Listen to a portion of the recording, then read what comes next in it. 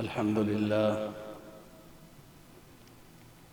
لله وكفى والصلاة والسلام على سيد الرسل وخاتم الأنبياء وعلى آله وأصحابه الذين أوفوا عهدا الذين هم خلاصة العرب العرباء وخير الخلائق بعد الأنبياء.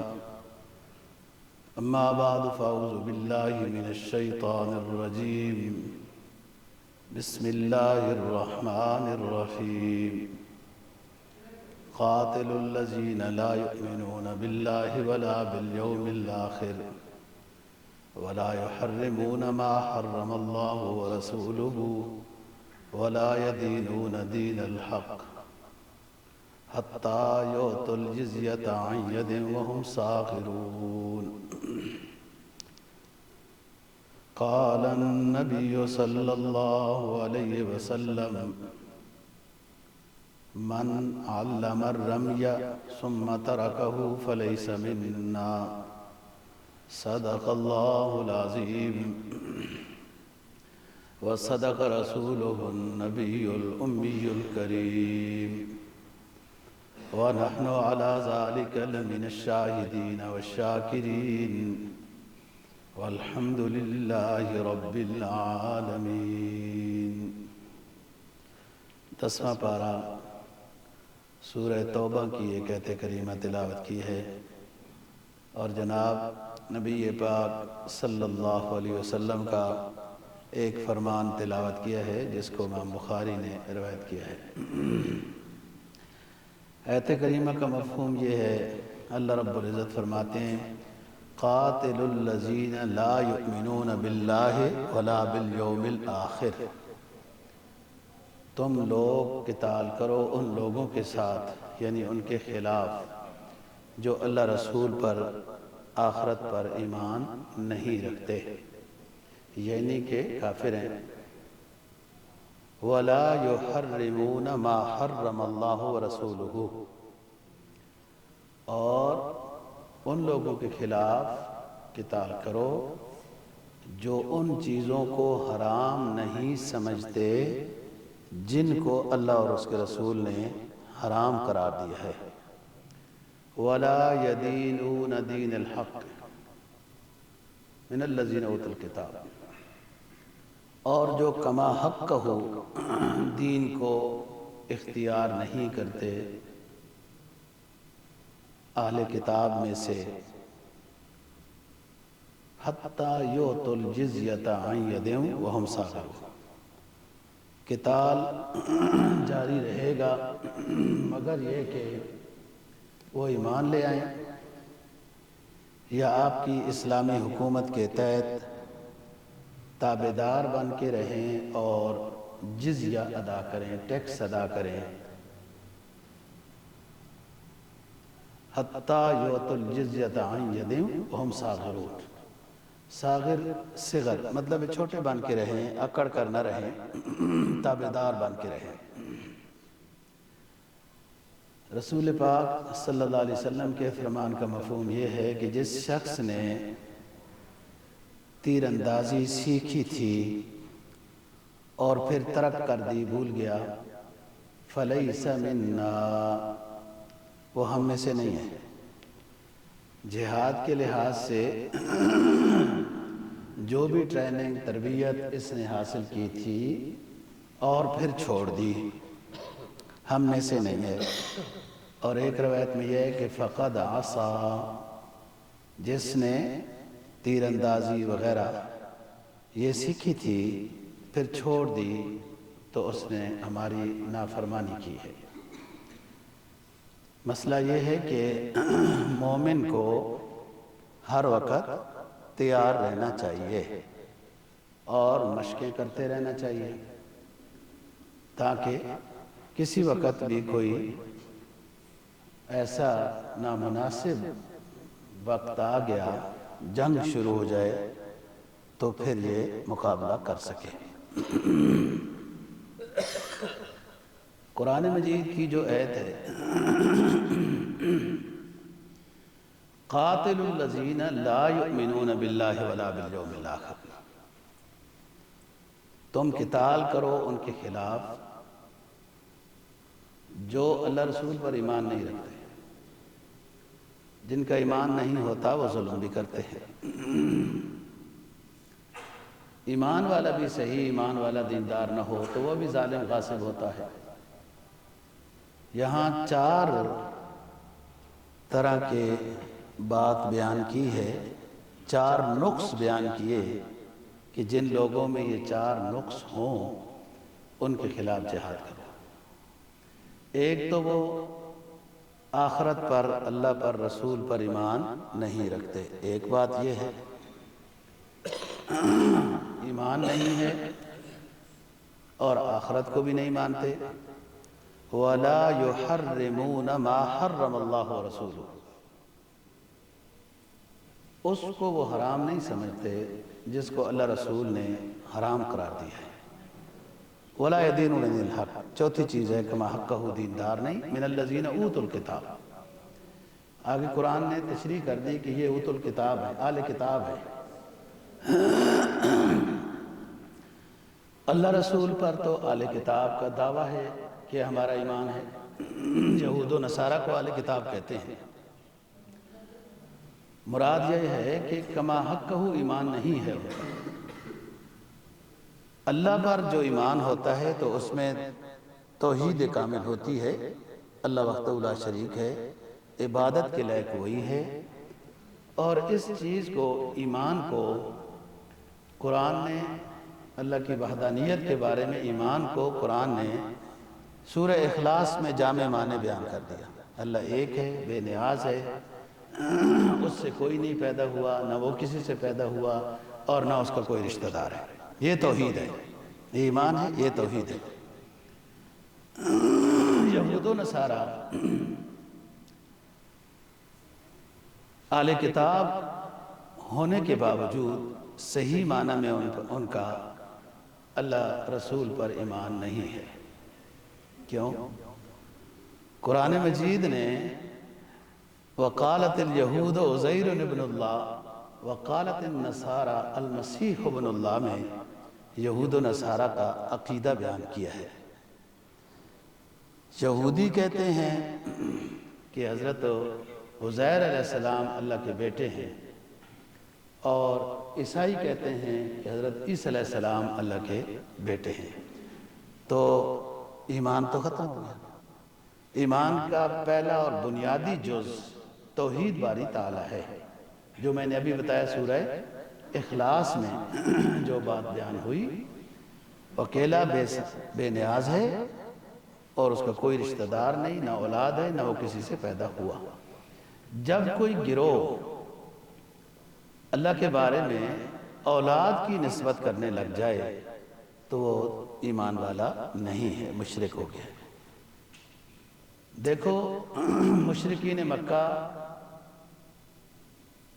فی الجملہ اللہ تعالیٰ کو مانتے تھے، یعنی داہریہ نہیں تھے، اللہ کو مانتے تھے، جس کو 8ویں پارے نے قرآن نے بیان کیا ہے کہ جب ان کی کوئی تھوڑی بہت کھیتی وغیرہ کوئی غلہ اناج ہو جاتا تھا تو کہتے تھے کہ ھذا للہ وھذا لشرکائنا فما کان لشرکائہم فلا یصل الی اللہ، کہ یہ جو حصہ ہے ہم نے بتوں کے لیے نکالا ہے اپنی کھیتی میں سے، اور یہ حصہ اللہ کے لیے نکالا ہے۔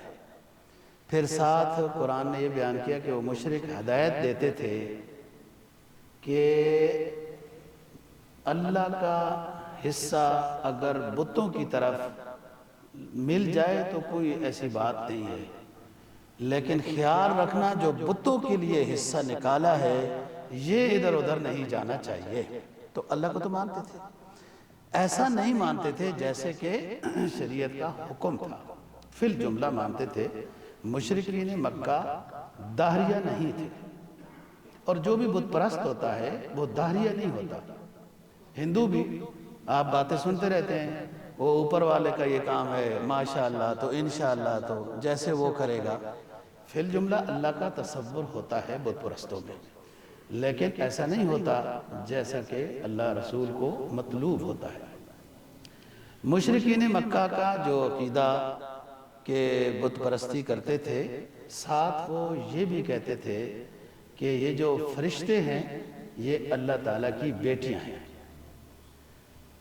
مشرک فرشتوں کو اللہ کی بیٹیاں کہتا ہے تو مشرک کا عقیدہ تو صحیح نہیں ہے۔ یہودی عزیر علیہ السلام کو اللہ کا بیٹا کہتے ہیں تو عقیدہ توحید صحیح نہیں ہے۔ عیسائی عیسیٰ علیہ السلام، نصارہ عیسیٰ علیہ السلام کو اللہ کا بیٹا کہتے ہیں جو 10ویں پارے میں قرآن نے بیان کیا، تو عقیدہ توحید صحیح نہیں ہے۔ تو بات یہ ہے کہ یہاں اس آیت میں 4 چیزوں کا ذکر ہوا کہ جس میں یہ 4 عیب ہوں اس کے خلاف جہاد کرنا ہے۔ ایک تو اس کا ایمان توحید کا صحیح نہیں ہے، اور دوسرا آخرت پر ایمان اس کا صحیح نہیں ہے، تیسرا حرام حلال کی تمیز نہیں کرتا، اور چوتھا صحیح معنی میں دیندار نہیں ہے۔ قرآن نے آگے خود تشریح کر دی، من الذین اوتوا الکتاب، یہ چاروں عیب اہل کتاب میں موجود ہیں۔ ایمان توحید کا آپ کو تشریح کے ساتھ بتا دیا ہے کہ اہل کتاب کا ایمان صحیح معنی میں توحید کا اوپر نہیں ہے، اولاد کی نسبت کرنے لگ گئے اللہ کی طرف۔ دوسری بات آخرت کے بارے میں، آخرت کے بارے میں اس وقت بھی اہل کتاب کا عقیدہ صحیح نہیں تھا، اب تو بالکل ہی ایسے ہے۔ اس وقت یہ کہتے تھے کہ جسم تو سڑ جائے گا، مٹی ہو جائے گا، جو کوئی سزا یا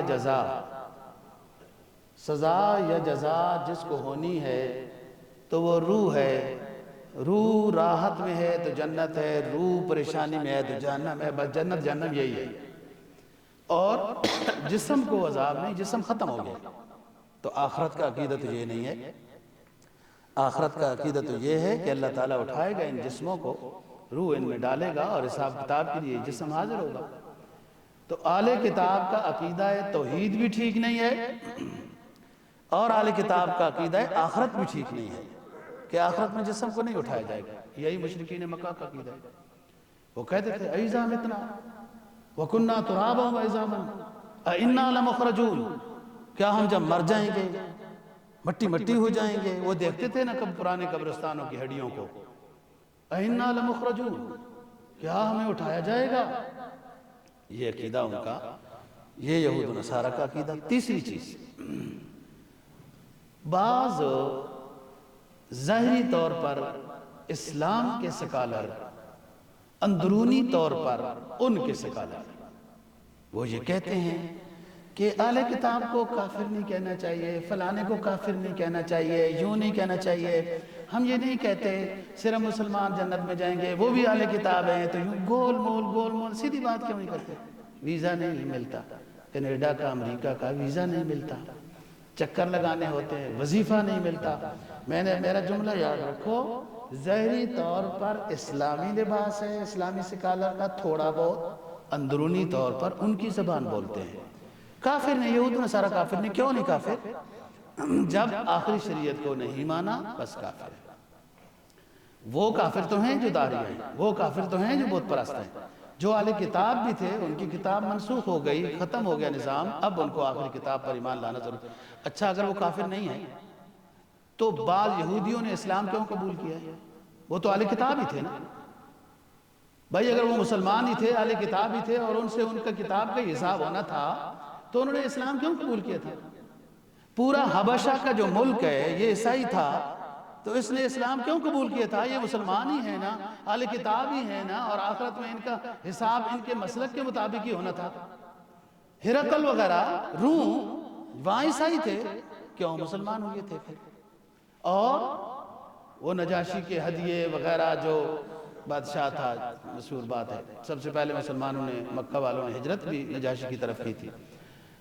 اچھا، عبداللہ بن سلام یہودی کا مسئلہ ہے، اور اس کے ساتھ کئی یہودی کعب احبار، اور یہ بہت بڑے مشہور ان کے عالم تھے حضرت کعب احبار۔ احبار اس لیے کہا ہے کہ ہمارے صحابہ میں سے بھی بعض صحابہ رضی اللہ عنہم کا نام کعب تھا، تاکہ مغالطہ نہ ہو جائے۔ کعب احبار ایک یہودی عالم تھے، آپ صلی اللہ علیہ وسلم مدینہ میں آباد ہوئے، وہ مسلمان ہو گئے، اور وہ کہتے تھے کہ رسول پاک صلی اللہ علیہ وسلم نے مجھے یہ دعا سکھائی ہوئی ہے، میں پابندی سے پڑھتا ہوں، اگر میں نہیں پڑھوں گا تو میرے پرانے مذہب والے یہودی جادو کر کے مجھے گدھا بنا دیں گے۔ تو وہ اگر اہل کتاب مسلمان ہی ہوتے ہیں، آخرت میں ان سے اپنی کتاب کے بارے میں سوال جواب ہوگا، وہ اس وقت ہوگا جب تک آخری نبی کا ظہور نہیں ہوا، بعثت نہیں ہوئی، آپ کو نبی نہیں بنایا گیا۔ جب تک نہیں تھے آپ صلی اللہ علیہ وسلم، اس سے پہلے جو لوگ مر گئے، یہود و نصارہ جو کچھ، وہ اپنے مذہب کے مطابق سوال جواب دیں گے۔ جب آخری شریعت آ گئی تو پھر اس کے بعد اب نبی پاک صلی اللہ علیہ وسلم پر ایمان لانا ضروری ہے، ورنہ وہ کافر ہے۔ اچھا، بنو قریظہ کی بات ذکر کریں گے۔ بنو قریظہ قلعے کا محاصرہ ہوا، ان کی دھوکہ بندی تھی، دھوکہ بازی کی انہوں نے، تو اس میں کئی دن تک تبلیغ وعظ و نصیحت ہوتی رہی، محاصرہ ہوتا رہا، جاری رہا۔ صرف ایک شخص ہیں یامین بن عمیر اور ابو سعید بن وہب، یہ دو یہودی ہیں بنو نذیر کے، جنہوں نے 15 دن کے محاصرے اور تبلیغ کے بعد اسلام قبول کیا۔ تو یہ اگر مسلمان ہی تھے، ان کو کافر نہیں کہنا چاہیے، تو پھر انہوں نے اسلام کیوں قبول کیا؟ وہ تو اسلام پر ہی تھے نا۔ بات یہ نہیں ہے، بات حق کی بیان کرنی چاہیے۔ کینیڈا کا ویزا لگ گئے نہ لگ گئے، وہاں شہریت ملے یا نہ ملے، امریکہ جانا ہو یا نہ، امریکہ جانا آخرت کی پوچھ کے ضروریات میں سے نہیں ہے۔ امریکہ ہم چلے گئے، ویزا لگ گیا، کینیڈا چلے گئے، آسٹریلیا چلے گئے اور نہ جا سکے تو آخرت میں پھنس جائیں گے، قبر میں یا میدان حشر میں۔ جن چیزوں میں پھنسنا ہے اس کی طرف توجہ دو، اپنے آپ کو توجہ دو، اپنے اہل و عیال کی طرف توجہ دو، جہاں تک بس چلتا ہے اپنے پڑوس میں، رشتہ داروں میں توجہ دو۔ تو صرف وہاں پتنی کیا بڑے بڑے علامے اور پتنی کیا کیا بھی وہاں رہنے کے شوقین ہوتے ہیں، اور پھر ان کا گیت گاتے ہیں، پھر شریعت ملتی ہے۔ ایسے تھوڑا ہوتا ہے کہ ویسی شریعت مل گئی ہے۔ تو بات یہ ہے دوستو کہ اس آیت میں اہل کتاب کے خلاف جہاد کرنے کا حکم ہے صراحتاً۔ اہل کتاب میں کیا غلطی ہے؟ اللہ رسول پر ان کا ایمان نہیں ہے، کما حقہ، جیسے تشریح کر کے بیان کر چکا ہوں کہ وہ عقیدہ توحید میں ٹھیک نہیں ہے۔ حضرت عزیر کو، عیسیٰ علیہ السلام کو اللہ کا بیٹا کہتے ہیں۔ آخرت کا عقیدہ ٹھیک نہیں ہے، وہ کہتے ہیں روح ہو سکتی ہے کہیں بیدار ہوگی، جسم کو نہیں اٹھایا جائے گا کہ اس وقت۔ اب تو جو اہل کتاب ہے تقریباً دہریہ ہے، تقریباً۔ کیوں؟ عیسیٰ علیہ السلام کی شریعت میں صرف چڈی پہن کے پھرنے کا حکم تھا، چلو اپنی شریعت پر ہیں۔ فلان کرنے کا لباس ہے ہی نہیں، نکاح ہے ہی نہیں، حلال حرام کی تمیز ہی نہیں ہے۔ کیا یہ عیسیٰ علیہ السلام کی کتاب کے اندر یہ باتیں تھی؟ وَلَا يُحَرِّمُونَ مَا حَرَّمَ اللَّهُ۔ تیسری بات قرآن نے بیان کی، ایک اہل کتاب کا عقیدہ توحید ٹھیک نہیں، دوسرا آخرت پر عقیدہ ان کا ٹھیک نہیں، تیسرا وَلَا يُحَرِّمُونَ مَا حَرَّمَ اللَّهُ وَرَسُولُهُ، اللہ اور اس کے رسول نے جن چیزوں کو حرام قرار دیا ہے وہ ان چیزوں کو حرام نہیں سمجھتے۔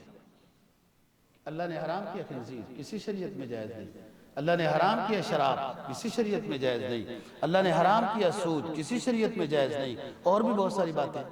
اللہ نے غیر محرم کو اپنے ساتھ رکھنے کے لحاظ سے نکاح کا حکم دیا ہے، اور یہ نکاح سے پہلے 4 بچے پیدا کرتے ہیں۔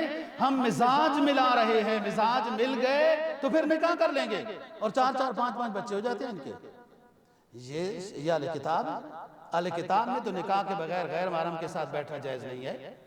اہل کتاب میں تو خنزیر حلال نہیں ہے۔ اہل کتاب جو تھی شراب حلال نہیں ہے، سود حلال نہیں ہے۔ دیکھو سود ان کی شریعتوں میں بھی حرام، اور انہوں نے اپنے لیے ایسا حلال کیا کہ تمام امت مسلمہ کو اس نحوست میں جکڑ لیا ہے، اور مسلمانوں کے لیے اور اللہ رسول کی ناراضگی کے واسطے کیا چیز ڈھونڈنی ہے؟ اتنا ہی کافی ہے کہ اللہ رسول کے ساتھ یہ اعلان جنگ کر رہے ہیں۔ سود کا معاملہ اللہ رسول کے خلاف اعلان جنگ ہے، اور سود میں کس نے مبتلا کیا ہے؟ یہود و نصارہ نے مبتلا کیا ہے۔ تو اگر وہ اپنے آپ کو اہل کتاب کہلاتے ہیں تو سود تو ان کی کتاب میں بھی جائز نہیں ہے، اور ایسا کہ جکڑ دیا سب کو۔ پھر خنزیر کسی شریعت میں جائز نہیں، اور آخرت میں جو آخری زمانے میں جو حضرت عیسیٰ علیہ السلام اور اس وقت جو جہاد ہوگا تو صراحتاً ذکر ہے کہ صلیب کو توڑیں گے، خنزیر کو قتل کریں گے، کہ ان کا عقیدہ غلط ہے۔ ورنہ جانوروں میں سے کسی جانور کو قتل کرنے کا کیا مطلب ہے؟ ایک پیغمبر آئے گا دنیا میں، پوری دنیا میں اسلام کا قانون نافذ ہوگا، ایک بھی کافر نہیں رہے گا۔ جس وقت وہ پیغمبر جہاد کرے گا، امام مہدی بھی ہوں گے، تو وہ خنزیر کو قتل کریں گے، صلیب کو توڑیں گے، جلائیں گے۔ کیا مطلب ہے؟ اس لیے کہ انہوں نے اس کو حلال کیا ہوا تھا۔ ان کو سمجھایا جائے گا کہ تم جو یہ چیزیں حلال سمجھتے تھے، یہ تو اس وقت بھی حرام تھی، اب بھی تمہارے سامنے ان کو حرام کر۔ اور مسلمان جس طرح کے سود کے گناہ میں بالواسطہ یا بلا واسطہ مسلمان مبتلا ہے، وہ کون سا سنہری دن ہوگا، ہمارے لیے مبارک دن ہوگا کہ ہم دیکھیں گے کہ مسلمان سود سے 100% بچ گیا ہے۔ کوشش ہی نہیں ہے، محنت ہی نہیں ہے۔ جس چیز کے لیے محنت ہوتی ہے اس کا اللہ تعالیٰ بدل عطا کرتے ہیں۔ من جد وجدہ، جس چیز کے بارے میں بھی محنت ہوتی ہے اس کا ثمرہ ملتا ہے۔ اس پر محنت ہی نہیں ہوئی، علماء نے محنت کی ہے تو حکومت مقابلے میں آ جاتی ہے، کچھ بینک مسلم بینک فلان فلان یہ مقابلے میں آ جاتے ہیں۔ سبحان اللہ، اپنے آپ کو کہلاتے بھی مسلمان ہیں۔ تو سود میں سب، حدیث میں آتا ہے نا کہ کوئی نہیں بچ سکے گا، ایسا بے دینی کا ماحول ہوگا، کوئی بڑا دیندار بھی اپنے آپ کو بڑا دیندار بھی کہلائے گا تو سود کا دھواں ضرور وہ بھی سونگے گا، دھواں کا اثر اس پر بھی آئے گا۔ ہم دھوئیں والے نہیں ہیں، ہم تو سود کھانے پینے والے ہیں۔ دھواں تو پتہ نہیں کون سا زمانہ، کون سا دینداری کا ٹائم ہوگا۔ اب تو آپ خود دیکھیں نا، بالواسطہ یا بلا واسطہ ہم سود میں ملوث ہیں۔ اللہ رسول کی رضا کیسے ہوگی؟ غربت وجہ ناراضگی نہیں ہے، نہ امیری وجہ رضا ہے۔ غربت وجہ اللہ تعالیٰ کی وجہ ناراضگی نہیں ہے، امیری وجہ رضا نہیں ہے۔ وجہ رضا، وجہ ناراضگی وہ قرآن فارمولہ ہے، حدیث فارمولہ ہے، اس کے احکام اور ہدایات کے مطابق ہیں تو اللہ رسول راضی ہے، اس کے مطابق نہیں ہے تو اللہ رسول ناراض ہے۔ جب آپ سود کے لحاظ سے آگے بڑھ رہے ہیں، محنت کر رہے ہیں، جو اس کے خلاف کام کرتے ہیں ان کے لیے روڑے اٹکا رہے ہیں، تو مسلمان کیسے ہیں؟ فَاذَنُوا بِحَرْبٍ مِّنَ اللَّهِ وَرَسُولِهِ، یہ بات بھی سود کا کنٹرول ان کے پاس ہے، کہتے ہیں کہ ہم اہل کتاب ہیں۔ اگلی بات وَلَا يُحَرِّمُونَ مَا حَرَّمَ اللَّهُ، میں خنزیر کی بات ہے، سب شریعتوں میں حرام ناجائز، ان کی محبوب ترین غذا یہ ہے، محبوب ترین غذا یہ ہے، اور وہ پیک ملتی ہے، فلان ہوتا ہے فلان ہوتا ہے، ہر ڈیزائن ہر ذائقہ اس طرح، انہیں کوئی کچھ بھی نہیں۔ ایک ساتھی امریکہ گیا، روٹی کھانے کا دل چاہتا تھا، تازہ تندور کی روٹی، پھر طرح واشنگٹن میں، وہ کہیں دور جا کے گاؤں، ان کو کیا تعلق ہے روٹی کا، ایک بوتل پانی گندے کی، ایک ڈبہ وہ پیک شدہ، جدھر مرضی جاؤ جھلوں کی طرح پھر رہے ہوتے ہیں، جن کو خدا کی مار دنیا میں اتنی ہے کہ لباس ہی میسر نہیں ہے، اتنے امیر ہو کر لباس ہی میسر نہیں ہے، قدرت کی مار ہے۔ اگلی بات دیکھو، خنزیر کی جو بات ہے، ہم اس کو برا سمجھتے ہیں، مسلمان برا سمجھتے ہیں، بچتے ہیں۔ خنزیر آپ کو انہوں نے ٹافیاں کھلائی، انہوں نے اپنے سیب کھلائے، اپنے اور پھل فروٹ، اور دیکھو نا یہ اب تو سنا ہے واللہ عالم تحقیق کی ہو کہ ایران بھی اس میں ملوث ہے کہ جو وہاں سے آ رہے ہیں سیب وغیرہ وہ خراب ہی نہیں ہوتے، تو اس کو وہ سپرے کیا جاتا ہے اس گندی چیز کا۔ تو خنزیر کھانے سے بھی مسلمان یا بالواسطہ یا بغیر واسطے کے ملوث ہے اس کے اندر۔ ان کے پاپڑ کے علاوہ دوسرے پاپڑوں میں بچوں کو ذائقہ ہی نہیں آتا، ان کے مشروبات کے علاوہ اسلامی مشروبات میں ذائقہ ہی نہیں آتا، ان کی ٹافیاں، ان کی چاکلیٹ کے علاوہ ان کو ذائقہ ہی نہیں آتا، اور اس میں سب کچھ یہ ہوتا ہے۔ ان کی دوائیاں طاقت دیتی ہیں، وہ دوائیوں میں ان میں بھی یہی ہے چیز۔ تو یہ وہ چیز کہ کوئی گھرانہ بددینی کا ایسا زمانہ آئے گا بے دینی کا کہ سود سے نہیں بچ سکے گا۔ یہ بھی اگلی بات بھی یہی ہے کہ خنزیر سے بھی کوئی نہیں بچ سکے گا۔ اور اگر کوئی اعلان بھی کرے، ویو بھی کرے، تو مسلمان ہیں بظاہر، یہ مولوی لوگوں کو بس آج کل جدید نظام ہی نہیں پتا۔ ہاں جدید نظام اس طرح نہیں، مولویوں کو نہ کہا کرو، یہ کہا کرو اللہ اور اس کے رسول کو ہی جدید نظام کا نہیں پتا کہ وہ خنزیر کو حرام کر کے گئے ہیں، وہ شراب کو حرام کر کے گئے ہیں۔ اللہ رسول کو نہیں پتا تھا کہ 1400 سال بعد ایک جدت کا زمانہ آئے گا اور اس میں خنزیر کھانے کی ضرورت ہوگی، سود کھانے کی ضرورت ہوگی، شراب پینے کی ضرورت ہوگی۔ علماء مسئلہ بتائیں تو کہتے ہیں یہ ان کو تو جدید مسائل نہیں پتا۔ جدید مسائل، جدید مسائل کا مطلب تمہارے شیطانیت کا یہ ہے کہ جس کو حرام کو تم حلال کرنا چاہتے ہو وہ تاکہ مولوی بھی حلال کہہ دے، ایسا نہیں ہو سکتا۔ وَلَا يُحَرِّمُونَ مَا حَرَّمَ اللَّهُ۔ ان کے خلاف جہاد اس لیے ضروری ہے کہ اللہ نے جن چیزوں کو حرام قرار دیا وہ نہیں مانتے، اس کو یہ حلال۔ شادی کے بغیر بچے پیدا کرنا وہ حلال سمجھتے ہیں، خنزیر کو کھانا حلال سمجھتے ہیں، شراب کو پینا حلال سمجھتے ہیں، سود ان کی سب سے بڑی معیاری چیز ہے، اور پھر بھی وہ اہل کتاب ہے۔ کسی کتاب آسمانی کتاب میں یہ چیز جائز نہیں۔ وَلَا يُحَرِّمُونَ مَا حَرَّمَ اللَّهُ وَلَا يَدِينُونَ دِينَ الْحَقِّ، کما حقہ دیندار نہیں ہے۔ ایک مسلمان جیسے آپ بیٹھے ہیں کہیں جا رہا ہو، سب دنیا سمجھ جائے گی یہ مسلمان جا رہا ہے، اور اگر اس طرح کی پرلے محلے والی مخلوق جا رہی ہو نا، سمندر پار والی اور آر والی، تو کون ان کو سمجھ سکتا ہے کہ یہ یہودی جا رہا ہے یا عیسائی جا رہا ہے، عیسیٰ علیہ السلام کے ماننے والے جا رہا ہے؟ کیا عیسیٰ علیہ السلام نے یہ لباس دیا تھا، یہ خوراک دی تھی، اپنی شریعت میں یہ کہہ کے گئے تھے؟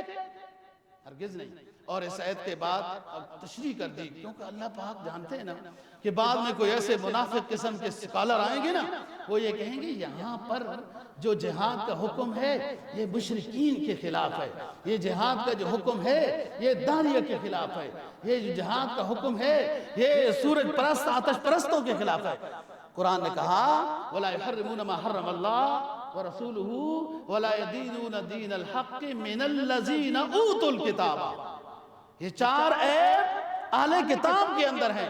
عقیدہ توحید صحیح نہیں، عقیدہ آخرت صحیح نہیں، حرام کو حلال کرتے ہیں، اور کما حقہ دیندار نہیں۔ من الذین اوتوا الکتاب، یہ اوتوا الکتاب ہے، ان کے خلاف تم نے جہاد کرنا ہے۔ اور میں نے ابھی تشریح کر دی ہے کہ بعض ان سے جو مرعوب ہیں، مرغوب ہیں، جو کچھ بھی ہے، یہ کافر نہیں، یہ اہل کتاب فلان۔ اہل کتاب تھے تو تھے، جب آخری شریعت آ گئی اس کو ماننا ضروری ہے۔ تو بات یہ ہے دوستو، حتی یؤتوا الجزیۃ عن ید وہم صاغرون، یا تو ایمان لے آئیں یا پھر جزیہ دیں۔ جزیہ کا مطلب ہے کہ ہم تمہاری حفاظت کریں گے، اور کوئی ظلم نہیں ہے۔ اسلامی نظام ایک عادلانہ نظام کا نام ہے۔ اسلامی نظام ظالمانہ نظام نہیں ہے، ہرگز یہ کبھی تصور بھی نہ کرنا، عقیدہ خطرے میں پڑ جائے گا۔ سرمایہ کاری نظام، سرمایہ داری نظام ظالمانہ نظام، اشتراکی نظام ظالمانہ نظام ہے، اسلامی نظام عادلانہ نظام ہے۔ کیا فرمایا؟ جو اہل کتاب صاحب ثروت ہوں گے ان سے ماہانہ 4 درہم لیا جائے گا ٹیکس، 4 درہم ماہانہ۔ ذرا سوچو، مملکت خدا داد میں رہتے ہو، اسلامی جمہوریہ پاکستان میں رہتے ہو، مسلمان ہو، غیر مسلم ذمہ سے اسلامی نظام میں جو صاحب حیثیت ہے، ذمہ مسلمانوں کے ملک میں رہتا ہے، اس سے ٹیکس ماہانہ 4 درہم ہے۔ جو بڑا مالدار ہے، جو درمیانہ ہے ماہانہ 2 درہم، جو اور کمزور ہے، غریب ہے لیکن کما سکتا ہے آدھا درہم۔ بچوں کے اوپر ٹیکس نہیں، بوڑھوں پر ٹیکس نہیں، عورتوں پر ٹیکس نہیں، بہت غریب ہیں جو ان پر ٹیکس نہیں۔ یہ کون ہیں جن پر ٹیکس نہیں؟ وہ کافر ہیں، وہ ذمہ ہیں جو مسلمانوں کی حکومت میں رہتے ہیں۔ یہ ہے جزیہ، اور اس 4 درہم 2 درہم کے بدلے میں اسلامی نظام ان کافروں کو کیا دے گا؟ ان کو امن دے گا، حفاظت کرے گا، رہن سہن کے مواقع مہیا کرے گا، ادھر ادھر کے سفر میں جانے آنے میں انہیں کوئی تکلیف نہیں ہوگی، اور باقی جو کچھ مسلمانوں کے لیے ہوگا کھانا پینا وغیرہ وغیرہ وہ ان کے لیے بھی ہے۔ آپ کو پتہ ہے شام فلسطین کے علاقے میں حضرت عمر فاروق رضی اللہ تعالیٰ عنہ کا دور ہے، اور وہ مسلمان ہو گئے سارے، ان پر جزیہ لگ گیا۔ ایک قبیلہ تھا جس وقت علاقہ فتح ہوا، اور یہ جزیے کا نظام ہے جو میں نے ابھی آپ کو بتایا ہے، وہ قبیلہ کہنے لگا 4 درہم فی بندہ اگر ہم سے ٹیکس لیا جائے گا تو یہ ہماری توہین ہے، ہم مالدار لوگ ہیں۔ سارے کافر 4 درہم دیں، 2 دیں، آدھا دیں۔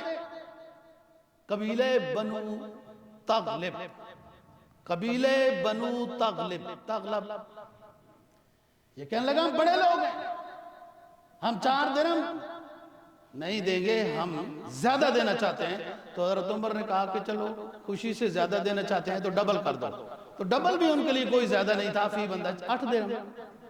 بات جو سمجھ نہیں کیا وہ اگلی ہے، ٹیکس ہے یہ، ہماری فوجیں ان کا حفاظت کرتی ہیں، یہ علاقہ کچھ تھوڑی بہت جنگ ہوئی، باقی انہوں نے چبیاں دے دی تھی وغیرہ، آپ سمجھتے ہیں فلسطین کی، وہ دور تصور میں تو ہو سکتا ہے، ہاں دکھا دے اے تصور۔ پھر وہ صبح و شام تو دوڑ پیچھے کی طرف ہے گردش ایام تو، یہ تاریخ اسلام سوچی جا سکتی ہے کہ ایسا بھی ایک نظام تھا۔ اقبال نے کہا نا دیکھو جاؤ فلسطین میں تو وہ چابیاں تمہارے حوالے کر دیں جی۔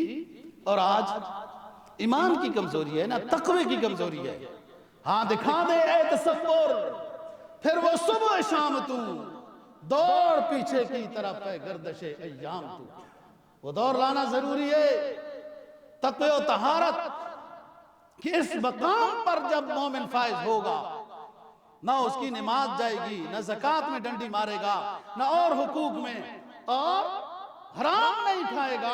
اصل مسئلہ یہ ہے، حرام کھاتے جاؤ تہجد پڑھتے جاؤ، دھوکے کرتے جاؤ، تکبیر اولیٰ کرتے جاؤ، اور چوریاں کرتے جاؤ، حج کرتے جاؤ، تو کیا دعائیں ہیں؟ پھر ان کا اثر یہی ہے جو آج نظر آ رہا ہے۔ کوئی حق حلال پر رہنا چاہے، دفتر میں صحیح ڈپٹی کرنا چاہے، مارکیٹ میں کوئی صحیح حق حلال کے ساتھ سچ بول کر کاروبار کرنا چاہے، تو یہ مسلم اس کا رہنا، اس کا جینا حرام کر دیتے ہیں کہ تم نے اس طرح کرتے ہو، یہاں یوں رہنا ہے، مسجد میں جا کے رہو۔ یہ طریقہ ہے مسلمان کا، اس لیے وہ ذلت اس کا ہار ہے، ذلت اس کا زیور ہے، ذلت اس کا مقدر ہے۔ تو وہاں پر فوجی خلافت عمر فاروق رضی اللہ تعالیٰ، فوجی وہاں پر جو ہے وہ ان کی حفاظت کرتے ہیں، مقرر ہیں جیسے یہاں بھی مقرر ہوتے ہیں۔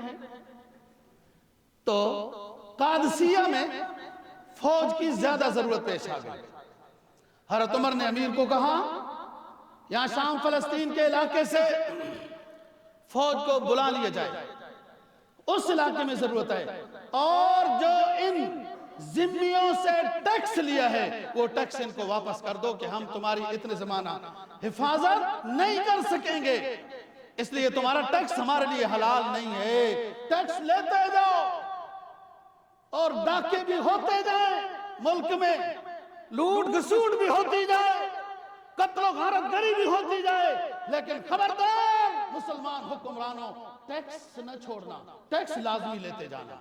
اسلامی نظام خلافت عمر فاروق رضی اللہ تعالیٰ عنہ ہے کہ ہم اتنا عرصہ آپ کی حفاظت کے لیے یہاں فوج مقرر نہیں کر سکتے، لہذا جو ٹیکس آپ سے لیا تھا وہ واپس لے لو۔ اس پر کئی اہل کتاب، کئی ذمی مسلمان ہو گئے کہ یار اتنا عدل و انصاف ہے، بابا کون دیتا ہے؟ جب ٹیکس لے لیتے ہیں نا جی واپس کوئی بھی نہیں کرتا۔ بالفرض اگر حساب میں آپ کا ٹیکس زیادہ ہو گیا واپس نہیں ہوتا، اگلے سال ایڈجسٹمنٹ ہو جائے گا، واپس کوئی نہیں ہوتا۔ رد ٹیکس کا مطلب کیا ہے؟ ہم آپ کو حفاظت دیں گے، آپ گھروں کو کھلا چھوڑیں، دور مسجد میں جا کے پیدل نماز پڑھیں، جدھر مرضی ہے جائیں، ہم آپ کی حفاظت کریں گے۔ آپ کے گھر میں آپ کی مارکیٹ میں، آپ کے بینک میں کوئی ڈاکہ نہیں پڑے گا۔ ٹیکس کا یہ مطلب ہوتا ہے۔ اللہ کرے کہ ہمارے حکمرانوں کو بھی ٹیکس حاصل کرنے کا یہ مطلب سمجھ میں آ جائے۔ دارالخلافہ بھی ہمارا محفوظ نہیں رہا یار، کہ اس میں بھی جب کوئی چاہے، وہ کبھی کبھی ڈاکو وہ ڈاکہ نہیں مارتے، یہ ہمارا کمال نہیں، ان کی مرضی ہے، وہ اس دن پروگرام ہی نہیں ہوتا، جب چاہیں جدھر چاہیں۔ اللہ تعالیٰ جب راضی ہوتا ہے رزق کی فراوانی عطا کرتا ہے۔ یاد رکھنا، ضرب اللہ مثلا قریۃ آمنت، ایک مثال ہم دیتے ہیں آپ کو ایک قریہ کی، وہ شکر گزار رہے تو ان کا رزق بھی خوب رہا، امن بھی دیا، لیکن فَكَفَرَتْ بِأَنْعُمِ اللَّهِ، جب ہماری ناشکری کی، فَأَذَاقَهَا اللَّهُ لِبَاسَ الْجُوعِ وَالْخَوْفِ، ہم نے ان کو بھوک کا عذاب چکھایا، سارے چکھ رہے ہیں، ہماری ناشکری کی، ہماری اور ہمارے حبیب کی تعلیمات پر نہیں آئے۔ فَكَفَرَتْ بِأَنْعُمِ اللَّهِ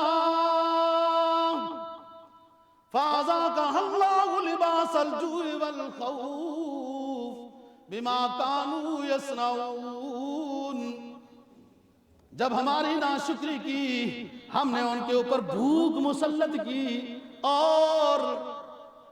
اور خوف مسلط کر دیا۔ ڈرتے رہو گے اپنے فارم ہاؤسوں میں، اپنے قیمتی E11 E7 E فلان سیکٹروں میں ڈرتے رہو گے، بے امن ہو جاؤ گے، تمہارے اوپر خوف مسلط کر دیا جائے گا۔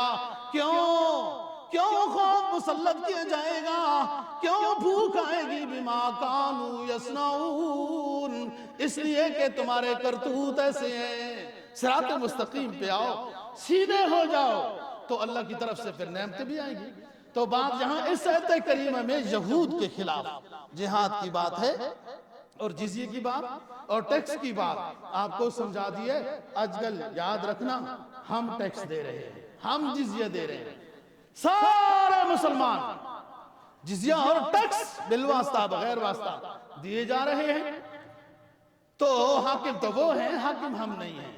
ہاں امید پر کون ہے؟ نہ ہو امید، اقبال اس کشت ویراں سے، بڑی نم ہے یہ مٹی، بڑی زرخیز ہے یہ مٹی، تو ذرا نم ہو جائے۔ بات یہ ہے کہ بس ہم امید سے ہیں کہ کبھی ہم بھی حکمران تھے اور کبھی ہم بھی حکمران ہوں گے، لیکن سوتے سوتے کوئی حکمرانی نہیں ہوتی۔ بات یہ دوستو، ہم بات کر رہے تھے غزوات سے متعلق۔ ایک بندے آئے تھے جو رسول پاک سے 70 لوگ لے کے گئے تھے اور وہ شہید ہو گئے، ان میں 2 بچ گئے تھے۔ 2 بچ گئے تھے، ایک عمرو ابن امیہ زمری اور ایک کابل زید۔ یہ واپس آ رہے ہیں، بنو عامر کے 2 بندوں کو زمری نے قتل کر دیا کہ چلو اوروں کو تو نہیں کر سکے، بس کچھ تو کر ہی لیتے ہیں۔ یہ ان سے غلطی ہو گئی۔ مدینہ میں آئے، قصہ سنایا گیا، آپ صلی اللہ علیہ وسلم نے کہا کہ بھائی زمری تم سے تو غلطی ہو گئی، ان کے ساتھ ہمارا معاہدہ تھا کہ ہم ان کے بندے نہیں ماریں گے، وہ ہمارے نہیں ماریں گے، لہٰذا ہم اب دیت دیں گے۔ لیکن دیت میں بنو نذیر، یہودیوں کے قبیلے ہیں، بنو نذیر، بنو قینقاع، بنو قریظہ وغیرہ، بنو نذیر مدینہ کے قریب آباد تھے۔ ان کا مسلمانوں کے ساتھ یہ معاہدہ تھا کہ جب کوئی کسی کی دیت دینی ہوئی گی تو مل کے دیں گے، جہاں سے کوئی فائدہ ہوگا تو ہم کو بھی ملے گا، اور جو کوئی حملہ کرے گا تو ہم مل جل کر مسلمانوں کے ساتھ ان حملہ کرنے والوں کے خلاف کارروائی کریں گے۔ یہ بنظیر کا آپ صلی اللہ علیہ وسلم کے ساتھ معاہدہ تھا۔ آپ تشریف لے گئے کچھ ساتھیوں کے ساتھ، بڑی خندہ پیشانی کے ساتھ پیش آئے یہ یہودی بنو نذیر، بالکل بیٹھئے اور آپ کو دیتے ہیں، ہمارا فرض بنتا ہے۔ ادھر اندر جا کے مشورہ کیا کہ فلانی چٹان اوپر سے جا کے اس بندے کے اوپر گرا دو آپ صلی اللہ علیہ وسلم پر۔ ادھر وحی کے ذریعے سے آپ صلی اللہ علیہ وسلم کو بتا دیا گیا، آپ واپس تشریف لے آئے، اور ساتھی بعد میں پھر آ گئے۔ آپ نے اتنا بھی نہیں کہ حکم ایسا ہوگا کہ ساتھیوں کو بھی نہیں بتایا۔ جب پیچھے ساتھی پہنچ گئے مدینہ منورہ میں تو پوچھا حضرت کیا ہو گیا؟ فرمایا یہ ہوا کہ وہ قتل کرنے چاہتے تھے اور جبرائیل نے مجھے آ کے بتا دیا۔ اب یہ ہے کہ ان کو بتا دو، مسلمان دھوکہ نہیں کرتا، مسلمان صحیح معنی میں مسلمان ہو وہ دھوکہ نہیں کرتا۔ وہ ایسا نہیں ہوتا 100 روپے کی چیز ایک بندے کے ساتھ معاہدہ ہو گیا نا بیچنے کا، ٹھیک ہے، اور دوسرے بندے نے کہا میں 120 دوں گا، تو وہ 100 والے کے ساتھ جس کے ساتھ بات چیت پکی ہو گئی نا، اس کو کیا کہا، وہ گھر والے نہیں مانتے، گھر والے نہیں مان رہے، وہ بیٹا نہیں مان رہا۔ یہ ایمان ہے ہمارا۔ 20 روپے کے پیچھے ایمان رخصت، 10 روپے کے پیچھے امانت رخصت، 5 روپے کے پیچھے سچائی رخصت، یہ مسلمان ہے۔ پھر فتح کی امیدیں رکھ کے بیٹھا ہے۔ چاہیے تو آپ صلی اللہ علیہ وسلم نے پیغام بھیج دیا، ہمارا معاہدہ تمہارا معاہدہ ختم، تیار ہو جاؤ۔ اسلام غیرت کا نام ہے۔ دیکھو آپ صلی اللہ علیہ وسلم رحمت للعالمین، کوئی سمجھے گہرائی میں جا کر، کوئی سمجھے گہرائی میں جا کر تو یہ بھی رحمت للعالمین ہی کا حصہ ہے جو ابھی ہو رہا ہے۔ انہوں نے پھر ایک پیغام بھیجا کہ ہم 3 عالم بھیجتے ہیں، آپ 3 بندے ہیں اپنے ساتھ لے کے، ہمارے سوال کا جواب دے دیں، ہم مسلمان ہو جائیں گے۔ آپ نے فرمایا ٹھیک، کوئی بات نہیں۔ پھر وہی آ گئی کہ وہ عالم آ رہے ہیں، ان کو چیک کر لیں۔ پہلے وہ چیک کیا، وہ عالم کیا، وہ خنجر اندر زہر آلود رکھے ہوئے تھے کہ جیسے پیغمبر اسلام قریب آئے تو اس کو وار کر دیں۔ آپ نے محاصرہ کیا، 15 دن بنو نذیر کے قلعے کا محاصرہ رہا، دعوت ہوتی رہی مسلمان ہو جاؤ، تائب ہو جاؤ، نہیں تو پھر، اور وہ 2 بندے مسلمان ہوئے، جو یامین بن عمیر اور ابو سعید بن وہب، بس باقی پھر وہ جلاوطنی کے لیے تیار ہو گئے۔ پہلے تو اکڑتے رہے، اور عبداللہ بن ابی نے بھی ان کو کہا، عبداللہ بن ابی وہ جو منافق، کہ ہم تمہاری مدد کرے گا، تو کیا ویسی مدد کرے گا۔ چنانچہ محاصرہ ہوا اور پھر ان کو جلا وطن کیا گیا، جلا وطن کیا گیا، کوئی خیبر میں، کوئی شام میں وغیرہ آباد ہو گئے۔ یہ قبیلہ بنو نذیر ہے جو مدینہ میں یہودیوں کا قبیلہ تھا۔ مدینہ میں 2 طرح کے قبیلے تھے، ایک یہودیوں کے، ایک عربوں کے۔ یہ جو ابی بن عبداللہ بن ابی ہے، یہ عرب قبیلے کے منافق تھا یہ، اور یہ دھوکے باز جو بنو نذیر، بنو قریظہ وغیرہ بات کرتے رہیں گے۔ بات یہ ہے دوستو، خلاصہ یہ ہے، اس وقت بھی یہودیوں نے ہمارے پیغمبر کے خلاف یوں سازشیں کی، اوپر سے معاہدہ اور اندر سے قتل کرنے کی سازش کی ہے، اور اللہ کی رحمت شامل حال تھی۔ ان کو اس ظلم کی وجہ سے یہاں سے جلا وطن کیا گیا۔ دعا ہی کر سکتے ہیں، جو قبول معلوم نہیں وہ شہنشاہ ہے، جب چاہے وہ کر لیتا ہے قبول۔ کہ اللہ تعالیٰ کو ایسی صورت بنائے کہ ہم کو بھی مجاہد اسلام بنائے، اور ان یہود و نصارہ یا جو کافر مسلمانوں کے لیے دنیا میں رہنا مشکل کیا ہوا ہے، ہم ان کے خلاف جہاد کے لیے تیار ہو جائیں۔ اللہ میرا کہنا اور آپ کا سننا قبول و منظور فرمائے۔ وآخر دعوانا الحمدللہ۔